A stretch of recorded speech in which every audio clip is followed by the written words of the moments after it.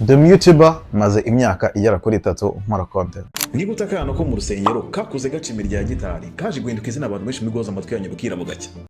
Kubaka kariyeri niba byoroshye bisaba urugendo rutoroshye, kwihuta, kugenda gakeya ndetse ukanashyiramo n'akabaraga bya kugere ku nzozi zawe. Naho ariko akenshi iyo abantu bageze ahanga batabacika intege. So ngiye gukwereka factor 5 ushobora gukoresha kugira ngo ubashe kwiteza imbere. Nibwo ese ujye ufata umwanya ukareba video utagamije guseka ahubwo ugamije gukuramo isomo. Mu myaka 3 maze nkora content, hari byinshi nigiyemo, hari byinshi nagusangiza, hari ibibi nahuriyemo, hari na byiza nahuriyemo. Maze igihe kinini nkora content zitandukanye rwose, nanjye ubwanjye ntakubwira ngo iyi ngiyi yari ishingiye kuki, iyi ngiyi ntiyari ishingiye kuki, cyangwa se iyi ngiyi yari ijyanye n'ibi ngibi. Ubundi usanzwe avuga ko umu-YouTuber wese agomba kuba afite niche. Njye nta niche mfite, ariko nanone nagerageje gukora ibishoboka byose kugira ngo channel yanjye igerageze kuba iri active, igerageze kuba iri gukora. Uyu munsi ufite aba subscribers 7,450 ngira ngo bakiri no kuzamuka. Muri aba subscribers hari byinshi bonyemo, hari byinshi banyeretse, ariko nanone hari n'isomo bansigiye. Akenshi ujya unyura mu bintu ukibaza impamvu ibyo bintu biri kukubaho bikakuyobera. Akenshi ujya ukora ibintu ukabona ntibigenda, ujya ukora ibintu ukabona bihora biri ahantu hamwe, cyangwa se ukabona ntibivaho biri muri rusange. Yagiye nkubwire yuko ntabwo uri wenyine, ariko nanone ntabwo bikwiye kuguca intege ngo wumve ko hari igikuba cyacitse. Niba uri mushyashya hano ukaba wisanze ahangaha bwa mbere, amazina yitwa Bobex. Niba urusanzwe uhari, ndagushimiye cyane kandi nguhaye ikaze nanone kongera kuza kuri no channel kutureba. Impamvu mpisemo gukora ino video no kugira ngo mpumurize abantu abari bo bose batekereza yuko gukora ibintu byose ntibigende neza ari ukubera ko bafite inyatsi. Hari ukuntu ujya wumva mu Rwanda cyangwa se n'abandi bantu bose muri Afrika bavuga ngo mfite inyatsi, ngo bamuhaye nyine ngo yararozwe, ibintu nk'ibyo byose. Mbere na mbere umuntu agira amahirwe makeya mu buzima, reka tuvuge ko nguko ntabwo abantu bose baremewe kugira amahirwe. Hari umunsi biba bimeze neza, hari umunsi biba bitameze neza. Hari umu-YouTuber mugenzi wanjye ujya ukunda kubivuga ngo umunsi biba bimeze neza, ngeje ntibiba bimeze neza. Ntabwo nabasha kumusubiramo ko ntabwo ari ibintu byanjye, ntabwo nigeze mfata umwanya ngo byumve neza, ariko ari amagambo rimwe na rimwe aranyubaka kubera ko bituma ntacika intege. Kandi nanone nkumva ko uyu munsi niba bitagenze neza ejo birashaka ko byagenda neza, kandi niba uyu munsi byanagenze neza ntabwo ariko buri gihe bizahora bimeze neza. Turi abantu, kandi abantu nabanyura mu bigeragezo. Icyiza nuko dufite Imana itureberera, kandi nanone ntabwo yishimira kubona duhora mu bigeragezo. So fasha umwanzuro gukora iyi video kugira ngo nyine nkuko nabivuze mpumuriza abantu, ariko nanone naravuga nti none naje maze igihe kiri nkora video nizirebwe, kandi izo video nari ndimo ndazikora ngamije kugira ngo ndebe ko nazamura channel, kubera ko ntekereza ko ari byo abantu bari gukunda bakareba, ariko ntabwo bigeze birebwa, ntabwo byigeze bihaga agaciro. Ariko ntabwo narenganya abantu batabirebye, ahubwo no kubera yuko nari experience nari ndimo ndanyuramo, yari ubumenyi buke nari mfite. Hari ikuntu umuntu akora ikintu yakirebeye ku bandi akatekereza ko aribwo kizagenda neza, nyamara ahubwo kigiye kumwangiza. Ariko nanone ntabwo umuntu wamuveba, uko nta kintu kuri isi gihari umuntu wese akoze uyu munsi kitigeze kibaho mu buzima, ahubwo it's a matter of time. So kugira experience ni byiza, ariko nanone ya experience kuyigira, gerageza kuyigira ariko nayitoze n'abandi, wigishe n'abandi kugira ngo babashe kugira icyo bageraho. Iyi channel nayifunguye ntazi icyo ngiye kuyikorera, nanayifunguye ntanafite igitekerezo yuko nzaba umu-YouTuber, ahubwo ngiyewe nafunguye channel mvuga ngo ngiye kuzandeba video nk'abandi bantu bose kuri YouTube. Nyuma y'imyaka 2 nibwo natekereje kuba nagira video nshyiraho. Urumva iki gihe nari maze no kuba macuwa, nari maze no kumenya niba umuntu ashobora gushyira video kuri YouTube akaba yanahembwa cyangwa se akaba yanarebwa. Ndavuga nireka ngerageze gushyiraho video bitewe na kariyeri nari ndimo nakora.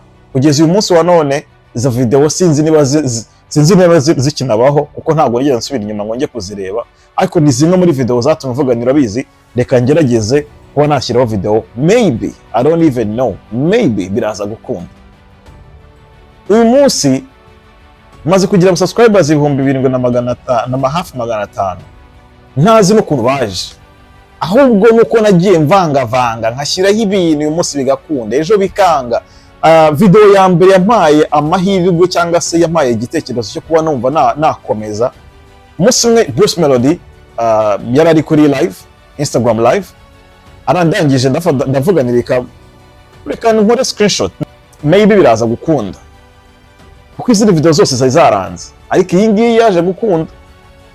Nariryamiye bisanzwe, mbyutse mu gitondo nsanga video ifite hafi 7,000 yamaye n'abasubscribers 700, aribwo bwa mbere nari narabuze abasubscribers 100 mu buzima bwanjye.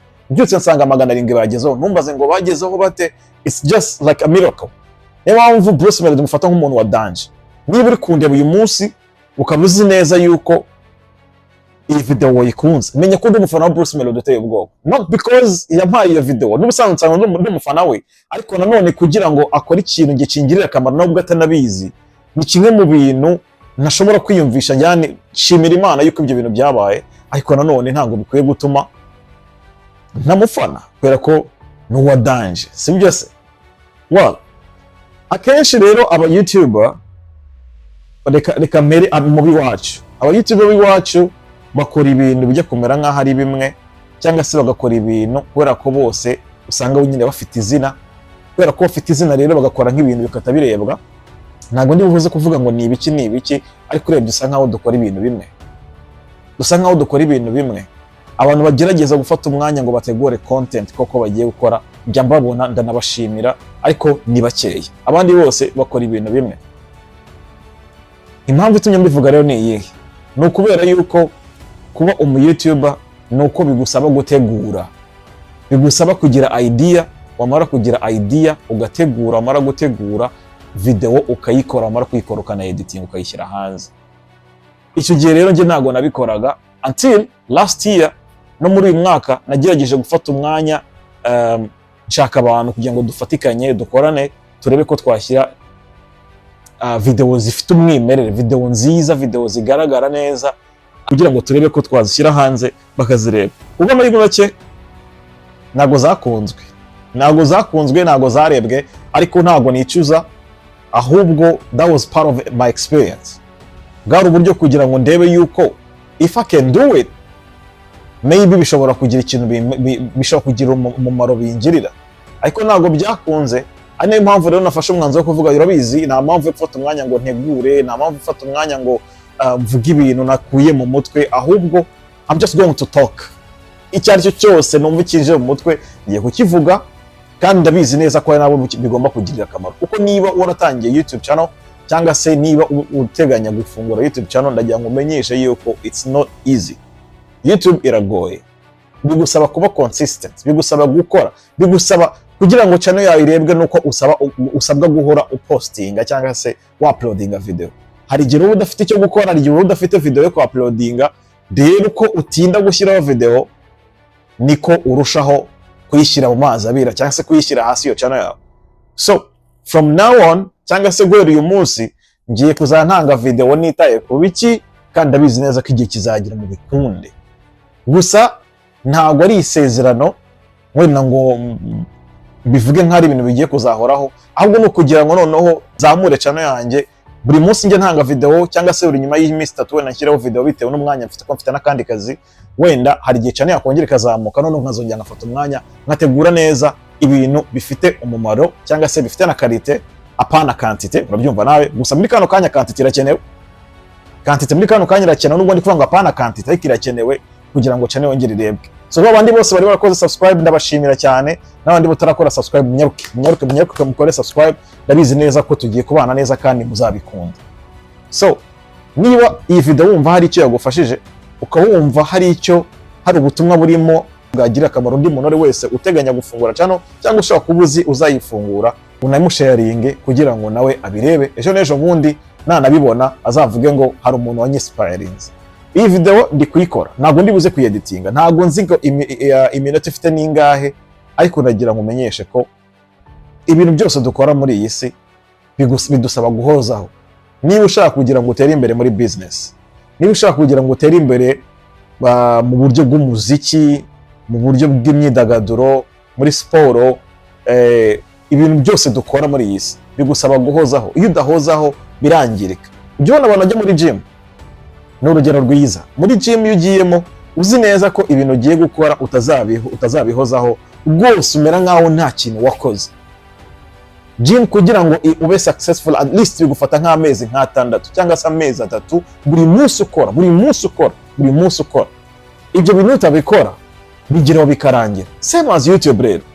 YouTube gukora video, YouTube kuyigaburira icyo navuga nka content, nuko bigusaba guhora ukora, bigusaba guhora utekereza, bigusaba guhora kwihereza umwanya nk'uko waba uri kugaburira inda yawe. So from now on niko tugiye kuzatubana, ngira idea mpita nyikorera video, kugeza igihe cyane izongera igasa nk'izamuka cyangwa se nk'ikomera, and then nzafata umwanya noneho pange content nziza, kandi ndabizi neza ko muzazikunda. Content zirahari